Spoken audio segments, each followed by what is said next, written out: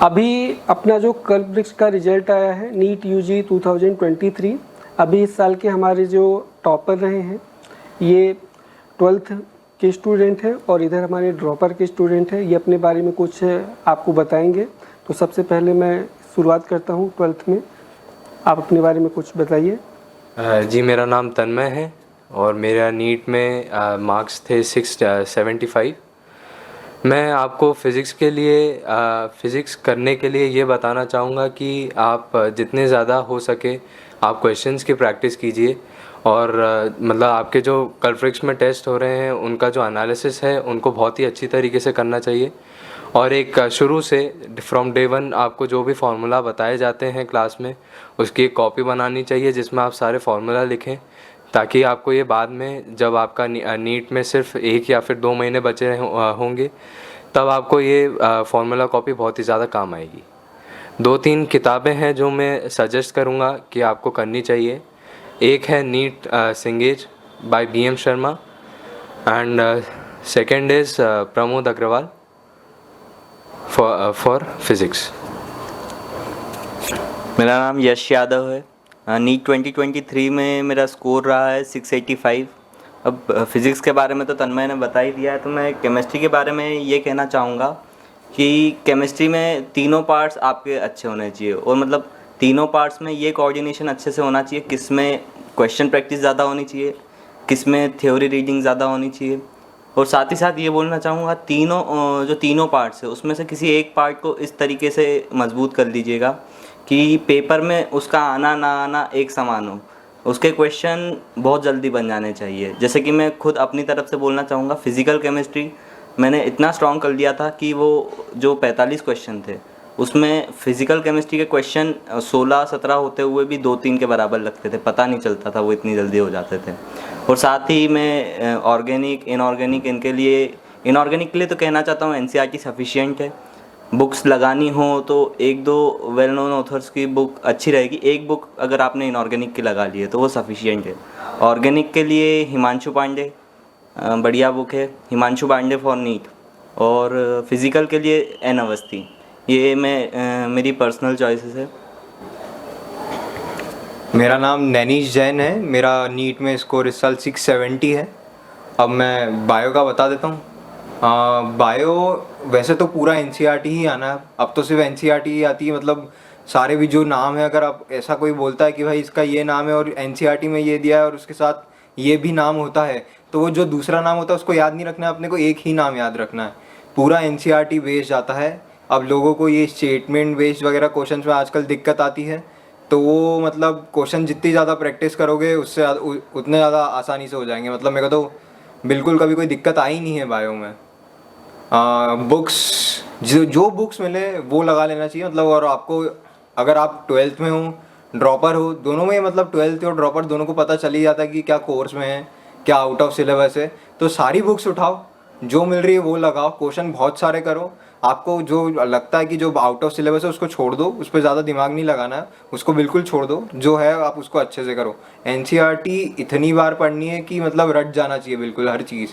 और NCERT की summary भी पढ़ें, मतलब बिल्कुल बायो की NCERT और इनऑर्गेनिक के NCERT तो बिल्कुल रटना है। मेरा नाम सौरभ करोड़े है। मेरे इस साल नीट 2023 में 630 नंबर आए हैं और मेरे पिछले साल 367 नंबर थे। और मैं इस जंप का पूरा श्रेय कल्पवृक्ष को देना चाहता हूं, क्योंकि इनके जो शेड्यूल्स और डेली टेस्ट कहीं ना कहीं बहुत ज़्यादा हेल्प किया हमको। और वही उसका रिज़ल्ट को टीचर द्वारा चेक करना, कहीं ना कहीं उनका मोटिवेट करना, पेरेंट्स का सपोर्ट और हमारा खुद का एक सेल्फ कॉन्फिडेंस, ये हमें बहुत हेल्प करता है। और कहीं ना कहीं टीचर भी हमें काफ़ी सपोर्टिव मिले। हमारे विजय सर ने बहुत हेल्प की हमको कई कुछ भी दिक्कत आने पर हमसे मिलते थे, बात करते थे कि ऐसा मत करो, ऐसा करो। तो कहीं ना कहीं ये जंप हमको पूरा श्रेय मैं कल्पवृक्ष को ही देना चाहता हूँ। मेरा इतना बड़ा जंप कहीं ना कहीं कल्पवृक्ष के कारण हुआ है। और पेरेंट्स का सपोर्ट, पेरेंट्स का डेली मोटिवेट करना हमको, और टीचर्स लोगों का सपोर्ट, टीचर्स ने हमें बहुत गाइड किया है। और इन्हीं के जो टेस्ट में हमसे नंबर आते, कभी अप्स एंड डाउन्स होता रहता था, लेकिन टीचर्स हमें मोटिवेट करते थे। और हमारा खुद का सेल्फ कॉन्फिडेंस और मोटिवेशन हमको कहीं ना कहीं ये इसमें मदद करता था। डेली सुबह से आना, शाम को जाना और ना कोई छुट्टी लेना, कुछ करना। कहीं ना कहीं इस पे मेन जो असर पड़ा है वो पेपर्स के जो मार्क्स आते थे हमको, कभी हमें रैंक नीचे आती थी तो कहीं ना कहीं हमको मोटिवेशन होता कि नहीं, हमको थोड़ा ऊपर जाना चाहिए। मेरा नाम श्रेयस जैन है। मेरे नीट 2023 में 589 मार्क्स आए हैं, जो कि मेरे लास्ट ईयर से काफ़ी बेहतर है, क्योंकि मेरे लास्ट ईयर 364 मार्क्स ही आए थे। और इस साल जो काफ़ी इम्प्रूवमेंट हुआ है मेरे नीट के मार्क्स में, उसमें कलफ्रक्स का बहुत ज़्यादा सपोर्ट है, क्योंकि यहाँ के टीचर्स भी बहुत अच्छे थे जिन्होंने काफ़ी ध्यान दिया मेरे ऊपर। और मेरा जो मेन जिसको मैं श्रेय देना चाहता हूँ वो बेसिकली कलफ्रक्स है। और यहाँ पे जो मैंने टेस्ट दिए और उसके बाद जो मैंने टेस्ट का एनालिसिस किया तो उससे मेरे काफ़ी बेसिक्स इम्प्रूव हुए, क्योंकि बीइंग अ ड्रॉपर मेरे 11th और 12th के बेसिक्स उतने अच्छे नहीं थे। बट कलफ्रक्स में आके टीचर्स ने जो मेरे को पढ़ाया, जो मेरे ऊपर ध्यान दिया, तो काफ़ी मेरे बेसिक्स भी इम्प्रूव हुए और इसी से मेरे नीट में इतने अच्छे मार्क्स आ पाए हैं। और अभी मैं डॉक्टर बनने वाला हूँ, तो कलफ्रक्स को बहुत थैंक्स बोलना चाहता हूँ इस चीज़ के लिए। मेरा नाम अदिति वशिष्ठ है और मेरे नीट 2023 में 604 मार्क्स आए हैं। मैंने पिछले साल भी नीट की परीक्षा दी थी, उसमें मेरे 410 मार्क्स आए हैं। एक बड़ा इम्प्रूवमेंट है और ऑल थैंक्स टू कल्पवृक्ष। मैं यहाँ के 13 घंटे के शेड्यूल को डिस्क्राइब करना चाहूँगी। सुबह हमारी 8 से रात को 9 बजे तक 8 से 9 बजे तक हमको कल्पवृक्ष इंस्टीट्यूट में रुकना होता था। 8 से 1 हमारी क्लासेस होती थी, फिर लंच ब्रेक होता था। उसके बाद हमारी 1.5 घंटे की रेगुलर टेस्ट्स होती थी। उसके बाद हमें एनालिसिस करने का टाइम मिलता था, फिर वापस पढ़ाई करने का टाइम मिलता था और फिर हमारी छुट्टी होती थी। तो 8 से 1 बजे के बीच में 3 से 4 क्लासेस लगती थी और हर एक टीचर अपनी पूरी शिद्दत से हमको पढ़ाते थे। हमारा बहुत ज़्यादा फ़ायदा हुआ उसके कारण। फिर जब लंच ब्रेक होता था तब भी अगर हम जाकर डाउट्स पूछते थे तो भी टीचर्स मना नहीं करते थे। हमारे डेली डाउट्स क्लियर होते थे और बहुत इम्प्रूवमेंट हुआ। पिछले साल जो कॉन्सेप्ट्स वीक रह गए, इस साल वो स्ट्रॉन्ग हो गए।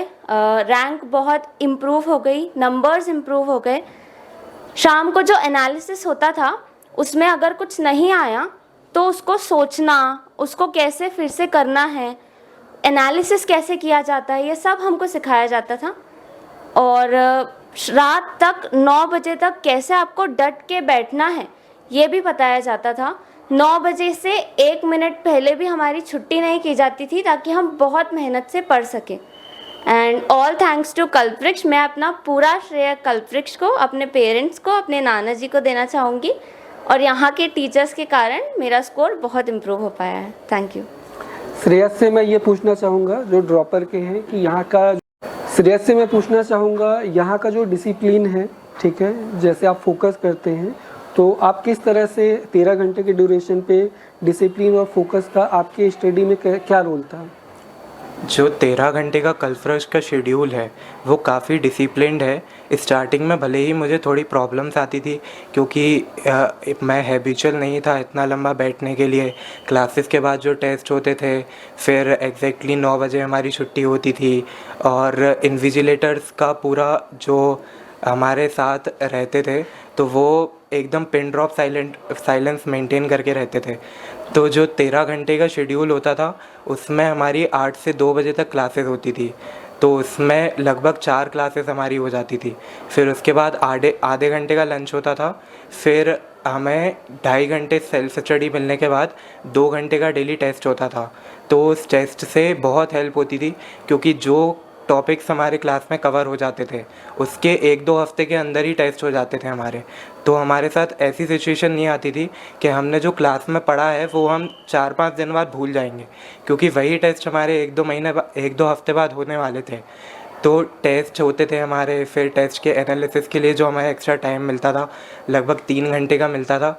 तो काफ़ी अच्छा शेड्यूल रहा हमारा और इस शेड्यूल ने काफ़ी हेल्प करी मेरी नीट की जर्नी में। पिछले साल काफ़ी डिस्टर्ब थे और उसके सिस्टम ने हमें एक डिसिप्लिन वे में हमें एक टीचिंग का वे दिया है कि आप अपना पूरा फोकस फुलफिल नीट की तरफ रखो, ना कोई डिस्ट्रैक्शन हो ना कुछ हो। और मैं यही कहना चाहता हूँ कि कल्पवृक्ष के जो सिस्टम है वो बेस्ट है। Thank you.